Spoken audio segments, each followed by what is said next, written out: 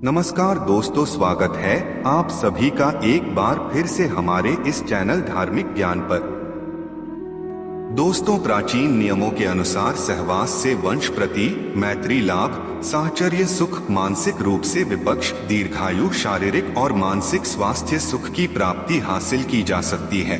अगर वर्तमान में देखा जाए तो आज की युवा पीढ़ी सिर्फ आनंद के लिए एक दूसरे से संबंध स्थापित करते हैं, जबकि वो ये नहीं जानते कि पति और पत्नी के बीच शारीरिक संबंध रिश्तों को मजबूत बनाए रखने का एक आधार होता है, बशर्ते कि उसमें प्रेम हो, काम वासना नहीं। अगर हमारा राय लिया जाए तो यह जरूरी हो जाता है कि आज की युवा पीढ़ी को सहवास के प्राचीन नियमों के बारे में जानना चाहिए, ताकि उनके रिश्ते आपस में अधिक मजबूत हो सकें और उन्हें एक संस्कारवान संतान की प्राप्ति हो। धर्म पर शोध कर रहे और करने वाली जानी मानी इतिहासकार मधु खन्ना ने बीबीसी को बताया, भारत के बनने से संबंधित दर्शन के अनुसार ब्रह्मांड लौकिक इच्छा से बनाया गया था और कामुकता को पवित्र माना गया था। कामुकता के बारे में सबसे विस्तृत मानी जाने वाली किताब कामसूत्र 3री सदी में लिखी गई थी और ये किताब प्राचीन भारत के बारे में बहुत कुछ दर्शाता है। शास्त्रों के बात की जाए तो शास्त्रों के अनुसार मनुष्यों के शरीर में व्यान, समान, अपान, उदान और प्राण नाम के 5 प्रकार की वायु रहती है। मित्रों, इन पांचों में से एक अपान वायु ही मल, मूत्र, शुक्र, गर्भ और आर्तव को बाहर निकालने का कार्य करती है। अच्छे से समझे तो इसमें से शुक्र को ही वीर्य भी कहा जाता है, यानी यह वायु संभोग से संबंध रखती है। शास्त्रों के अनुसार बात की जाए तो जब इस वायु की गति में फर्क आता है या यह किसी भी प्रकार से दूषित हो जाती है तो मूत्राशय और गुदा संबंधी रोग उत्पन्न होते हैं, जिस वजह से संभोग की शक्ति पर भी असर पड़ता है। अपान वायु ही स्त्रियों में माहवारी, प्रजनन और यहाँ तक कि सहवास को भी नियंत्रित करने का कार्य करती है। इसलिए मनुष्यों को चाहिए वह अपने शरीर में इस वायु को शुद्ध और गतिशील बनाए रखने के लिए अपने उदर यानी पेट को साफ रखे और निश्चित समय पर शौचादि से निवृत्त हो। नंबर 2, क्या कहता है दूसरा नियम? दोस्तों, कामसूत्र के रचयिता ऋषि वात्स्यायन के अनुसार कहते हैं कि स्त्रियों को कामशास्त्र का ज्ञान होना बेहद जरूरी है, क्योंकि इस ज्ञान का प्रयोग पुरुषों से अधिक स्त्रियों के लिए जरूरी है। हालांकि पति पत्नी दोनों को ही इसका भरपूर ज्ञान हो, तभी अच्छे सुख की प्राप्ति होती है।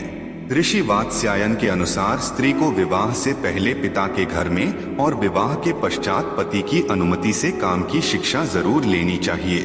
ऋषि वात्स्यायन के कहने का मतलब है कि स्त्रियों को गणिका की तरह व्यवहार करना चाहिए।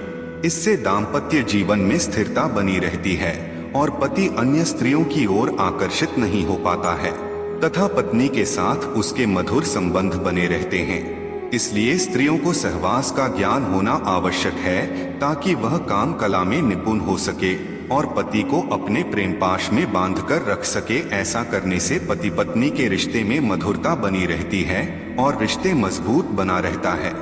दोस्तों, आप सोच रहे होंगे कि स्त्री आखिर सहवास का शिक्षा किससे ले सकती है, तो हम आपको बता दें कि आचार्य वात्स्यायन के अनुसार एक कन्या के लिए सहवास की शिक्षा देने वाले विश्वसनीय व्यक्ति हो सकते हैं, जैसे दाई, बड़े बहन, विश्वासपात्र सेविका की ऐसी कन्या जो साथ में खेली हो और विवाहित होने के पश्चात पुरुष समागम से परिचित हो, जैसे उसके कोई फ्रेंड, पास के कोई रिश्तेदार, विवाहिता सखी, हमउम्र मौसी या बड़ी बहन, अधेड़ या बुढ़िया दासी, ननद या भाभी हो सकता है, जिसे संभोग का आनंद प्राप्त हो चुका हो।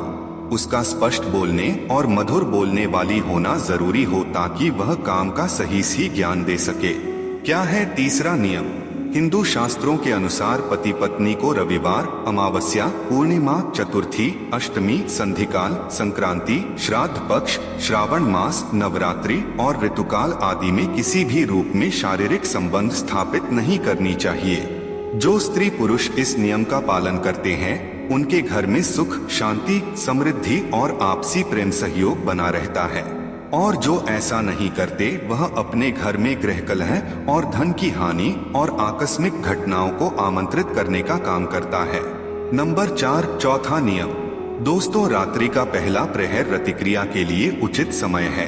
अगर इस प्रहर में की गई रतिक्रिया के फलस्वरूप ऐसी संतान प्राप्त होती है जो अपनी प्रवृत्ति एवं संभावनाओं में धार्मिक, सात्विक, अनुशासित, संस्कारवान, माता पिता से प्रेम रखने वाले, लोगों का मदद करने वाले, धर्म का कार्य करने वाले, यशस्वी एवं आज्ञाकारी होती है, शिव का आशीर्वाद प्राप्त होता है, ऐसी संतान की लंबी आयु एवं भाग्य प्रबल होता है। प्रथम प्रहर के बाद ऐसा माना जाता है कि राक्षसगण पृथ्वी लोक के भ्रमण पर निकलते हैं। उसी दौरान जो संबंध स्थापित की गई हो, उससे उत्पन्न होने वाली संतान में राक्षसों के ही समान गुण आने की प्रबल आशंका होती है। पहले प्रहर के बाद प्रतिक्रिया इसलिए भी अशुभकारी है क्योंकि ऐसा करने से शरीर को कई रोग घेर लेते हैं। व्यक्ति अनिद्रा, मानसिक क्लेश, थकान का शिकार हो सकता है एवं माना जाता है कि भाग्य भी उससे रूठ जाता है, तो काफी सोच समझकर आपको गर्भधारण करना है। पंचम नियम। हिंदू प्राचीन ग्रंथ आयुर्वेद के अनुसार बताया गया है, किसी भी पुरुष को स्त्री के मासिक धर्म के दौरान या किसी रोग संक्रमण होने पर उसके साथ संबंध नहीं बनाना चाहिए। शास्त्रों में यह भी बताया गया है कि यदि वह खुद को संक्रमण या जीवाणुओं से बचाना चाहता है तो सहवास के पहले और बाद में कुछ स्वच्छता नियमों का पालन करना चाहिए। नंबर 6।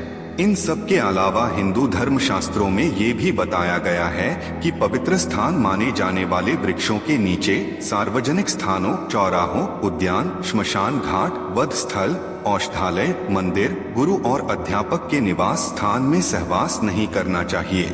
यदि कोई व्यक्ति ऐसा करता है तो शास्त्रानुसार उसको इसका बुरा परिणाम भुगतना पड़ता है। कहते हैं इन सभी जगह पर ईश्वर का वास होता है। 7वें नियम।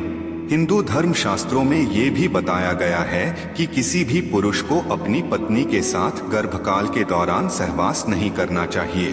दोस्तों, गर्भकाल में संभोगरत होते हैं तो भावी संतान के अपंग और रोगी पैदा होने का खतरा बना रहता है, इसीलिए गर्भकाल में सहवास करना वर्जित किया गया है।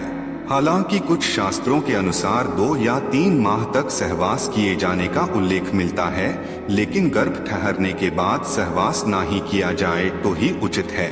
अगर शास्त्रों के बात न भी माने तो आप खुद सोच सकते हैं कि क्या गर्भकाल में सहवास करना उचित है या अनुचित। 8वें नियम। महिलाओं को मासिक धर्म शुरू होने के प्रथम 4 दिवसों में संभोग से पुरुष रुग्णता को प्राप्त होता है, जैसे 5वीं रात्रि में संभोग से कन्या, 6ठी रात्रि में पुत्र, 7वीं रात्रि में बंध्या पुत्री, 8वीं रात्रि के समागम से ऐश्वर्यशाली पुत्र, 9वीं रात्रि में ऐश्वर्यशालिनी पुत्री, 10वीं रात्रि के संभोग से अतिश्रेष्ठ पुत्र और 11वीं रात्रि के संभोग से सुंदर पर संदिग्ध आचरण वाली कन्या, 12वीं रात्रि से श्रेष्ठ और गुणवान पुत्र, 13वीं रात्रि में चिंतावर्धक कन्या और 14वीं रात्रि के संभोग से सद्गुणी तथा बलवान पुत्र की प्राप्ति होती है। वैसे ही 15वीं रात्रि के संभोग से लक्ष्मी स्वरूपा पुत्री और 16वीं रात्रि के संभोग से गर्भाधान होने पर सर्वज्ञ पुत्र संतान की प्राप्ति होती है। दोस्तों, इसके बाद की अक्सर गर्भ नहीं ठहरता। नंबर 9 नियम। शास्त्र सम्मत है कि सुंदर, दीर्घायु और अच्छे स्वस्थ संतान के लिए गडांत, ग्रहण, सूर्योदय एवं सूर्यास्त काल, निधन नक्षत्र, रिक्ता तिथि, दिवाकाल, भद्रा, पर्वकाल, अमावस्या, श्राद्ध के दिन, गंड तिथि, गंड नक्षत्र तथा 8वें चंद्रमा का त्याग करके शुभ मुहूर्त में संबंध स्थापित करना चाहिए। गर्भाधान के समय गोचर में पति पत्नी के केंद्र एवं त्रिकोण में शुभ ग्रह हों, तीसरे, छठे, 11वें घरों में पाप ग्रह हों, लग्न पर मंगल, गुरु इत्यादि शुभकारक ग्रहों की दृष्टि हो और मासिक धर्म से समरात्रि हो, उस समय सात्विक विचार पूर्वक योग्य पुत्र की कामना से यदि रतिक्रिया की जाए तो निश्चित ही योग्य पुत्र की प्राप्ति होती है। शास्त्रों के अनुसार इस समय में पुरुष का दायां एवं स्त्री का बायां स्वर ही चलना चाहिए।